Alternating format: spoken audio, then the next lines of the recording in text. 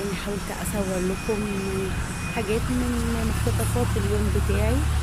هنا دي طبعا محلات هنا في شارع الفلكي.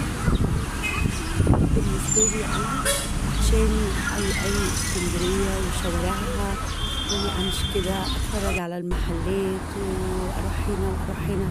بس طبعا مع الجو والحر الصبح والشمس صعب عليا شوية.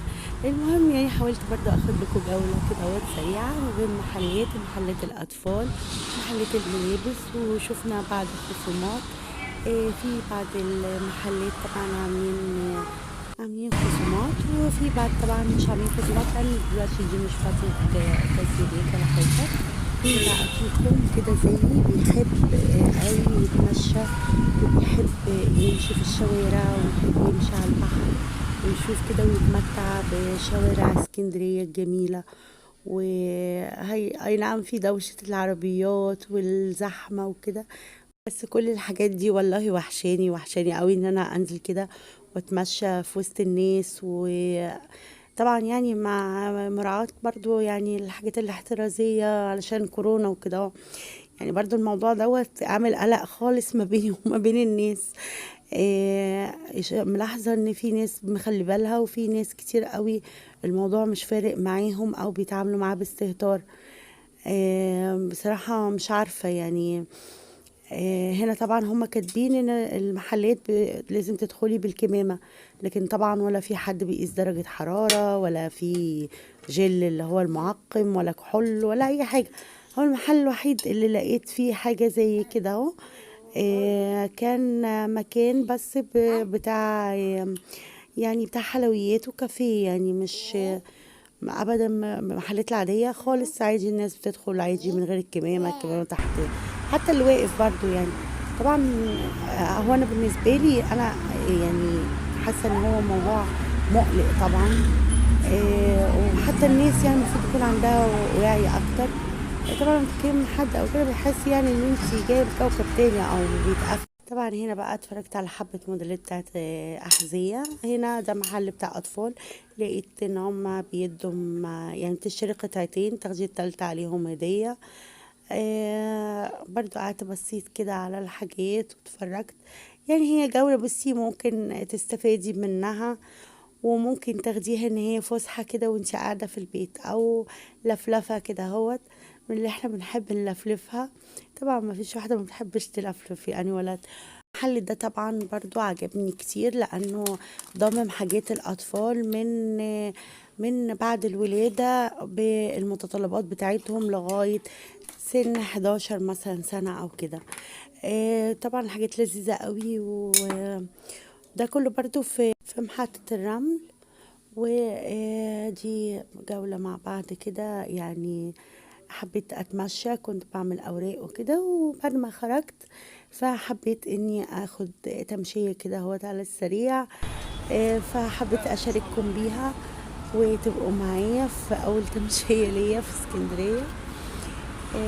هي مش فسحة قد ما هي انا بستمتع باني امشي في وسط الناس واتفرج على الحاجات وبستمتع كمان بالطبيعة. يعني دي يعني هتلاقينا يوم هنروح نتمشى على البحر ونستمتع بجماله بالغروب او بالشروق. هحاول اجيب لكم مقتطفات كده. طبعا ده دار المعارف لاي حد بيحب طبعا الكتب او بيحب يقرا او عايز يعلم اطفاله حاجه جديدة. هتلاقي كتب كتير وبلغات وكده. فاللي بيحب حاجة زي كده او حتى لو الطفل لسه صغير خالص بتقدري تجيبي له كتب على حسب سنه. طبعا موجودين برضو في المكتبة بيساعدوكي. ورحنا لغاية فين؟ رحنا قصاد كده الغرفة التجارية. شايفة الحاجات الأثرية الجميلة، شايفة اسكندرية بجمالها، بالطبيعة بتاعتها.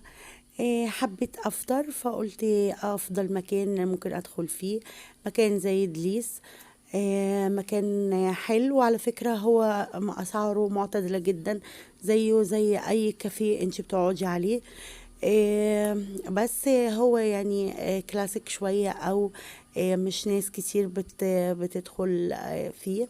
انا حبيت لان هو من الحاجات اللي ممكن يكونوا مراعيين فيها يعني السلامة والحاجات دي.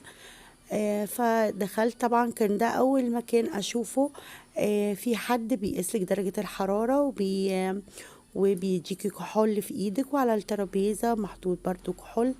يعني المهم دخلت بقى اتفرجت على الحلويات، واخدت لكم جولة كده سريعة في الحلويات. يلا مين عايز ياكل حاجة حلوة؟ يلا مين عايز ينزل يفطر معايا؟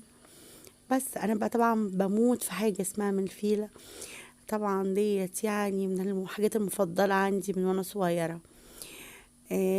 فطبعا اخدت لي حاجة كده افطر بيها، وقلت اخد كافيه او اخد حاجة، وبعدين قلت لا، ده انا وحشني قوي عصير. فهشوفه بقى معايا هختار عصير ايه وايه اللي انا هفطره، وتفضلوا معايا. بس قلت اوريكم بقى هنا طبعا بتفورات وتورتات وجاتوهات وحاجات كده. طبعا برضو في فطار عادي، في بيض، في حاجات كده من الفطارات العادية، في كرواسون، في باتيه، في حاجات كتير قوي. المهم ده المنظر من جوه. بس بقى في طبعا دي اللي مش حابة تقضي دقائق او كده. ده المنيو بتاعهم. برضو أسعارهم بالنسبة لبرا هي يعني مش فارقة بصراحة. بالعكس يعني ممكن تكون أقل شوية من الأسعار الموجودة في الكافيهات.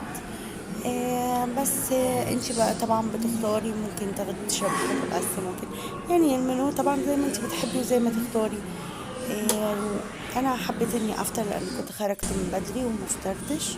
قلت اقعد بقى شويه كده افصل واقعد مع نفسي وافطر كده فطار كده على الرايق. طبعا هم كمان عندهم شيشات، عندهم حلويات يونانيه، عندهم فطار بيض. انا بصي قاعده بالكمامه من ساعه ما خرجت من البيت، فكيتها بقى اخيرا. قلت خليني ايه كده افك عشان طبعا اقعد استمتع بالمكان. هم عاملين ترابيزات في النص، ممنوع اصلا حد يقعد عليهم. ده الفطار بتاعي بقى. بس انا اخترت ايه؟ اخترت عصير المانجا. طبعا المانجا بتاعتنا بتاعت مصر ديت مش موجودة برا. المانجا عندنا جميلة جدا، بس ملهاش علاقة يعني كتير بالمانجا بتاعتنا.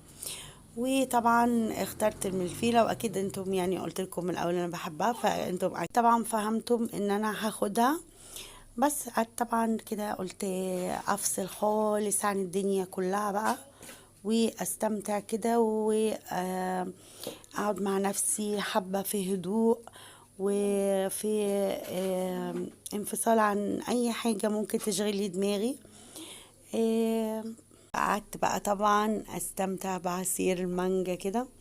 قلت اخدكم معايا اهو. بصي ده الكحول اللي انا بقصد ان هو حاطينه على الترابيزه. وريتك دلوقتي بقى تخلصت طبعا فطرت، طلعت. وانا طالعه طبعا احنا ماشيين عندنا مكان برضو تاني زي تريانون. برضو تريانون من الاماكن برضو اللي ممكن تفطري فيها او تقعدي بعد الظهر تاخدي شاي او تاخدي حاجه فيها. في ناس كتير بتخاف من الاماكن لمجرد اسمها او موقعها، او يعني ان هي مكان من زمان او كده. لكن صدقيني ما بقتش فارقه والله. يعني زي ما هتقعدي هنا زي ما هتقعدي على اي كافيه على البحر هتدفعي، هو نفس الاسعار. طبعا بقى طبعا غير ان ده حاجات مميزة، لان دي حاجات فعلا ليها اسمها ومن زمان. هو انا مش بعمل دعاية ليهم على فكرة، هو انا بس بقولك الاماكن اللي ممكن ان انت تروحيها، او الاماكن اللي ممكن تفطري فيها، او تبقي انت وصاحبتك عايزة تاخدي فنجان قهوة، عايزة تاخدي طبعا في بن برازيل، عايزة تشربي نسكافيه، عايزة تقعدي كده تفصلي شوية عن البيت وعن الضغوطات بتاعة الحياة. يعني ممكن تفصلي في حاجة زي كده. طبعا وريتك كنتاكي، كلنا عارفين طبعا محطة الرمل، يعني اكيد اللي من اسكندرية عارف محطة الرمل، عارف كنتاكي، عارف محمد احمد بتاع الفول. دي من الحاجات الاساسية بتاعتنا طبعا. عارف جيد، عارف الحلبي، عارف كل الاماكن ديت اللي هي ممكن تاكلي او تفطري منها او كده. طبعا هنا بقى الترام. هنا بقى كنا ركبنا الترام ومشيت بينا. وطبعا بعد ما كنا فصلنا وقعدنا شوية كده، فصلنا عن العالم خالص عفوا. وطبعا انا حبيت اني اركب الترام علشان اتفرج على كل الحاجات اللي حواليا، وبرضو يعني نوع من التغيير. وحياتنا طبعا كبني ادمين عادي. على فكرة الحاجات دي قوي بتوحشنا ان احنا نمشي كده في وسط الناس، توحشنا ان احنا نشوف اصحابنا، نشوف اهلنا، نشوف بلدنا. على فكرة لما بتبصي للسما في اي بلد وبترجعي تبصي للسما بتاعت بلدك، بتحسيها واحدة تانية خالص، وبتحسي اكنك بتشوفي السما دي لأول مرة. طبعا في اختلاف في حاجات كتير، بس يعني برضو بنحن لبلدنا وبنحب بلدنا. مش هقول لكم يعني كده، ومش نوع من ان انا يعني انا ما بتكلمش اولا في التلفزيون ولا بتكلم على حاجه، انا بتكلم ما بيني وما بينكم. بس بقول لكم على احساسي انا كواحده متغربه عن بلدها، ايه اللي بتحسه لما بتشوف بلدها، وايه اللي وليه بتحب تعمل كده. هي مش مسألة ان انا عشان اوفر ركبة الترام، لا، مسألة ان انا عايزة استمتع بالحاجات اللي حواليا، او اشوف الحاجات اللي حواليا، ايه التغييرات اللي حصلت، ايه اللي حاصل. ده ولد عجبني قوي وتوقفت عنده، ولد مغلف فريسكا اللي كانوا بيعدوا بيها على البحر زمان كده واحنا صغيرين في صناديق. ده مغلفها كده وحطيتها بشكل يعني نضيف، بشكل تحبي ان انت تاخديها منه. ولد صغير يعني مش كبير، ما يتعداش 16 17 سنة، واقف بيبيعها في الإشارة. طبعا انا بحيي اي واحد او اي واحدة يقدروا يشتغلوا او يجيبوا لقمة عيشهم بالحلال وبيعملوها.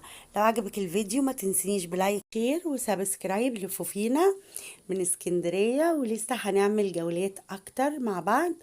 يا ريت الجولة تكون عجبتكم. هجيب لكم في الفيديوهات الجاية خصومات، وهجيب لكم اماكن تقدروا تشتروا منها حاجات. وان شاء الله تكون الفيديوهات تفيدكم او تبسطكم. احنا هنا مع بعض طبعا اسكندرية، فانا اللي مش من اسكندرية هيبقى عارف حاجات عن اسكندرية، واللي من اسكندرية افلف معانا. واتمنى اني اكون ضيفة خفيفة عليكم، واتمنى الفيديوهات تكون بتعجبكم.